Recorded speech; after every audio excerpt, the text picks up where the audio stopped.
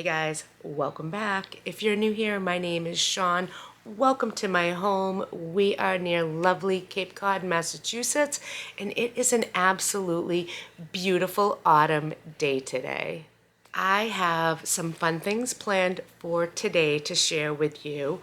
I did an impromptu thrift, if you will, where the goal was to go find stuff that I could see had potential, but wasn't quite there yet and needed help, almost from like drab to fab type things. And I found a few items and I have completely made them over and transformed them. And oh my lord, they are spectacular. And this was so budget friendly with such a high end result at the end. Now, I spent, I'm going to say, the better part of a week because of life's interruptions that happen and just the way things go. But I spent the past week getting these projects together, getting them where I want them to be, and transforming these pieces into their new purposes. I'm going to share that with you guys today, and I hope you enjoy it as much as I did.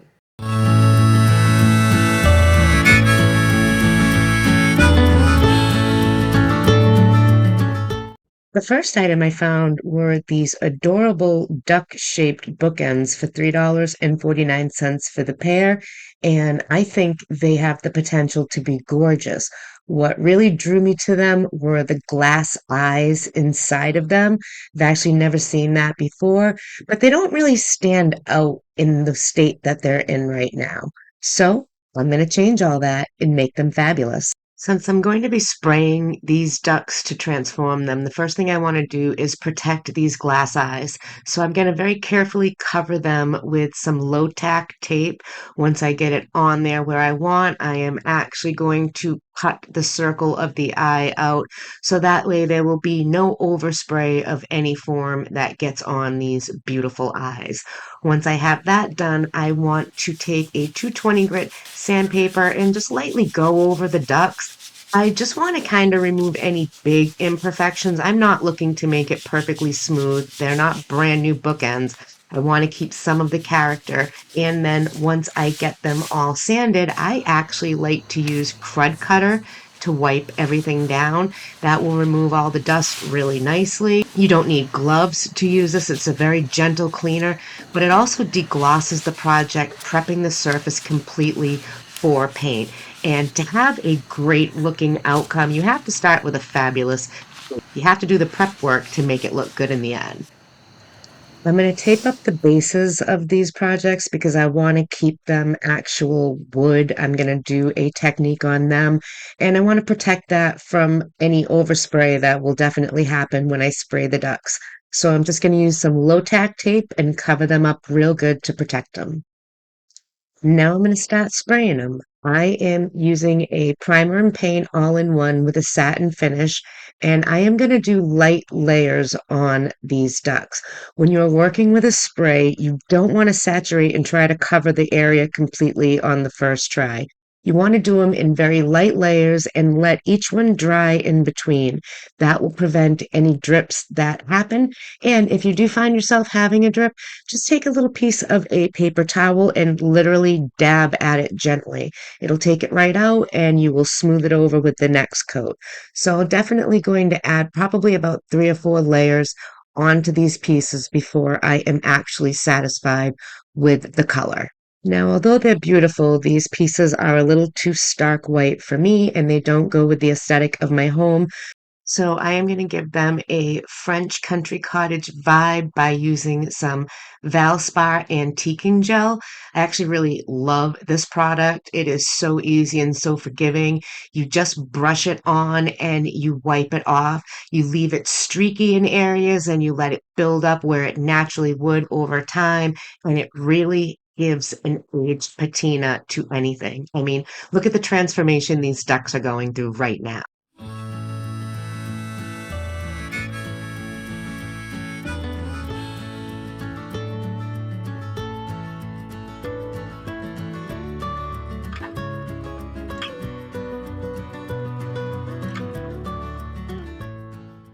I want to apologize because I thought I actually had the camera recording and I didn't.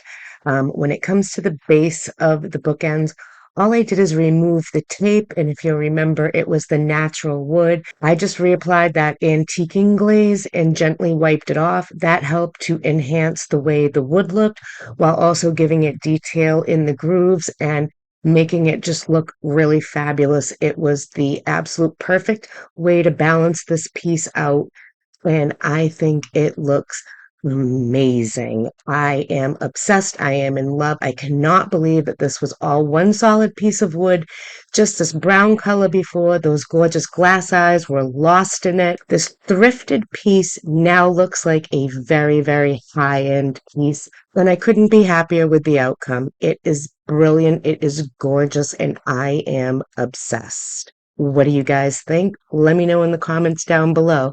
Did you prefer it before or do you like the after? This next project comes from that 4-H haul you'll remember I had where I scored this for literally pennies. This is a gorgeous maple spice rack in super solid condition, but it is lacking. There is nothing special about it, and in fact, I think it's very, very drab. But I am going to change that. First, I'm going to start off with my crud cutter and I'm going to give it a good thorough cleaning. That also deglosses it and gets the area ready for paint. Once that's done, I am going to use the Magnolia Home gloss finish in this gorgeous shade of red called Create. I am going to spray the entire piece. Once again, I'm going to do it in layers to avoid drips until I get complete and full coverage. Once the piece is sat for a while and all the paint has cured, I am going to use my sander and I am going to hit it here and there, concentrating kind of on the areas where it would naturally be more worn. And I'm going to bring it down to the wood. I'm going to clean that up once again, dust all that dust off before I apply a coat of the Valspar antiquing gel. Once I apply the coat, I am going to wipe it off, also leaving it here and there, letting it gather in the corners and all the seams and any nooks and crannies that might be on this piece. And it looks gorgeous. I am in love with this piece right now. I decided to bust out my Cricut Maker 3 and use that to come up with just a couple of graphics that I want to apply to this spice rack. And y'all, I have to tell you, it doesn't get any better than this. This is gorgeous. Look at it. I love it. This is exactly what it needed. I know I say that about everything, but I am not kidding. This piece is amazing.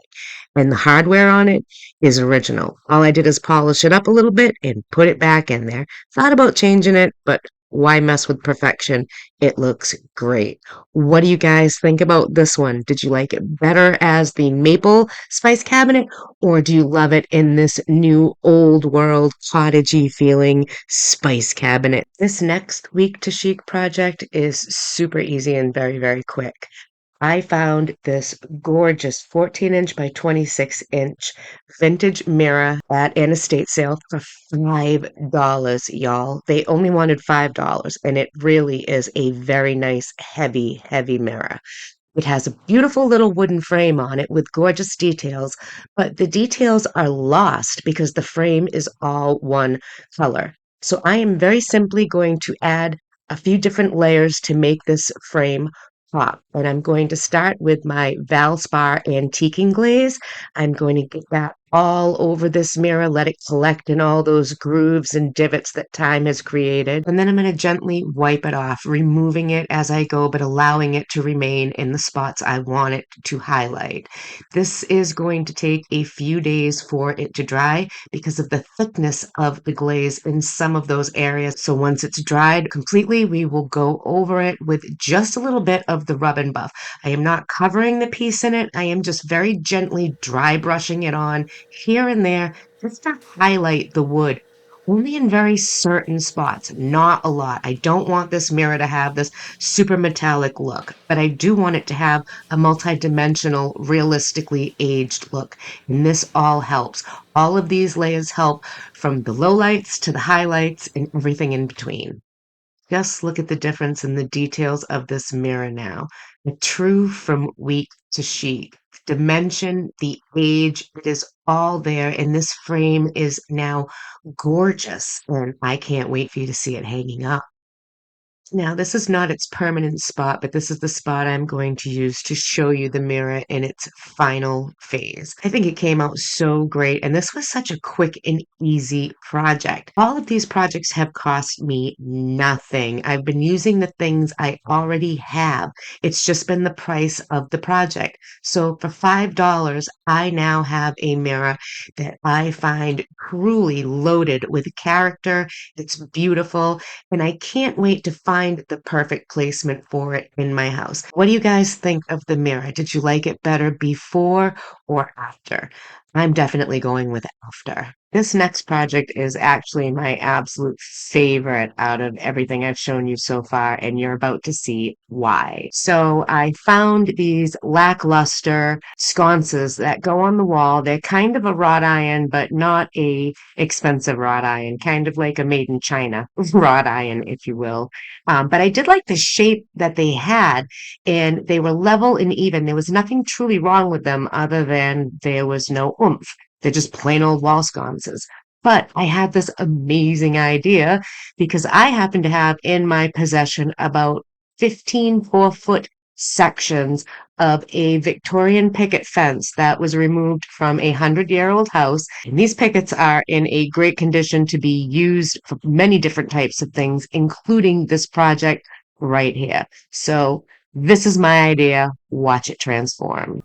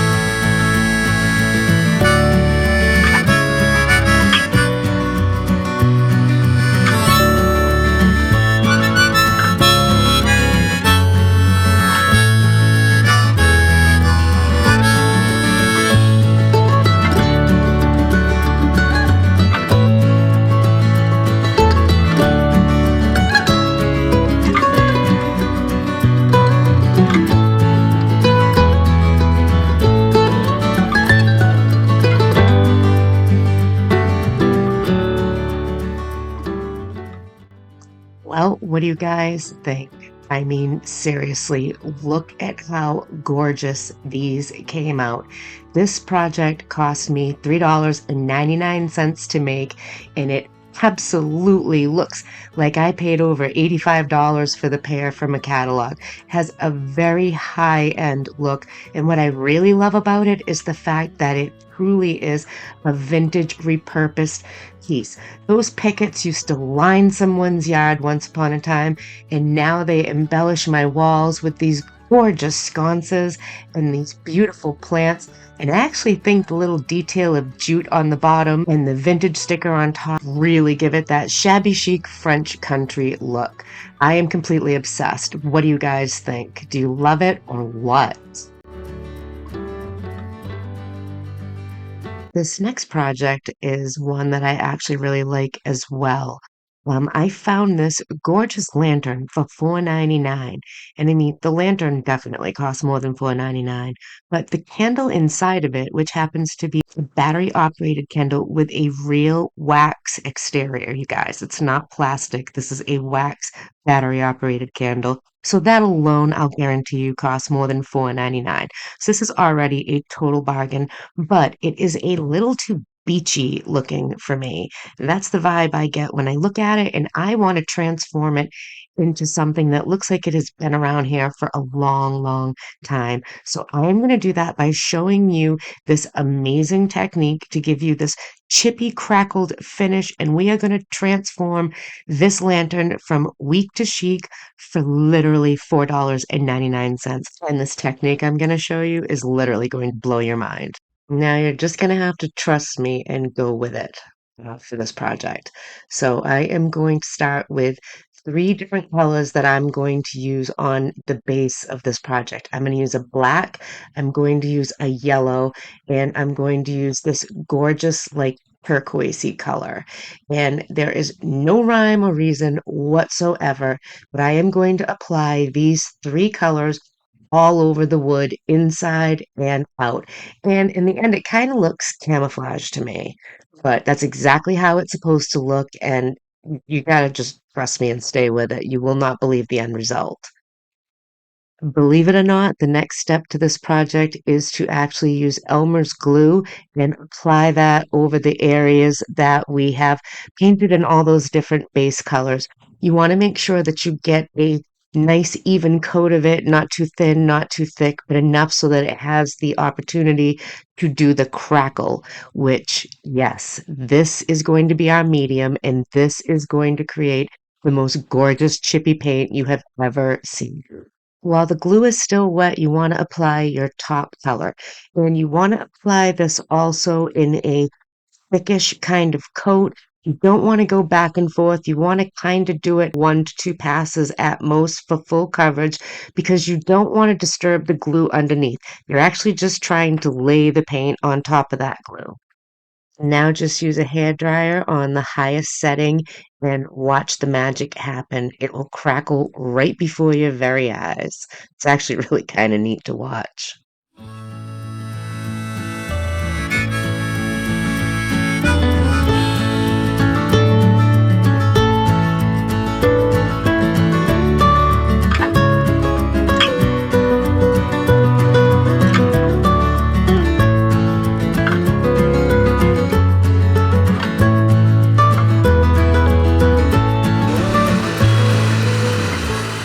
Once I did the faux finish on the piece itself, I realized that I had to do something to the top. The metal just looked way too new into copper that looks like it has been out and aged for years and years.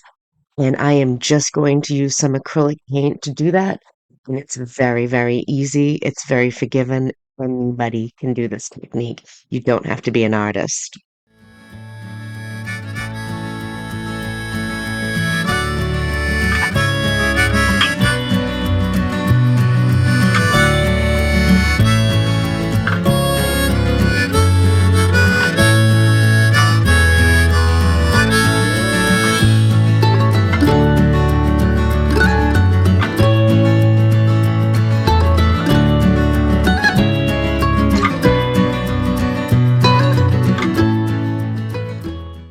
I also used my antiquing gel and went over the whole piece once again, and I think that that really added to the crackle. You can still see the colors underneath it. It didn't take away from that.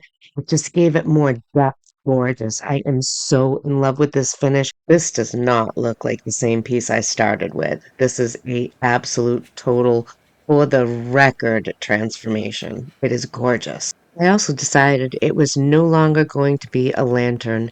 This is going to be my new atrium. And using lights that I already have on hand, I am going to light this baby up and elevate its final look further. This piece is absolutely stunning. I cannot even begin to tell you how in love with this piece I really am.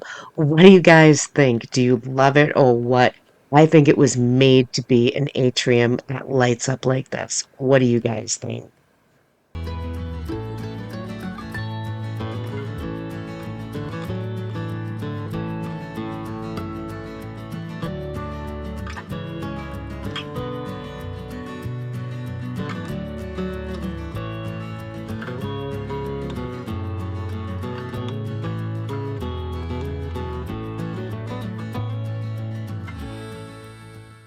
Well, friends, there you have it. 5 thrifted items that I completely transformed using things I already had in my studio, bringing them from weak to chic, and now I have some more high-end looking thrifted decor for my home.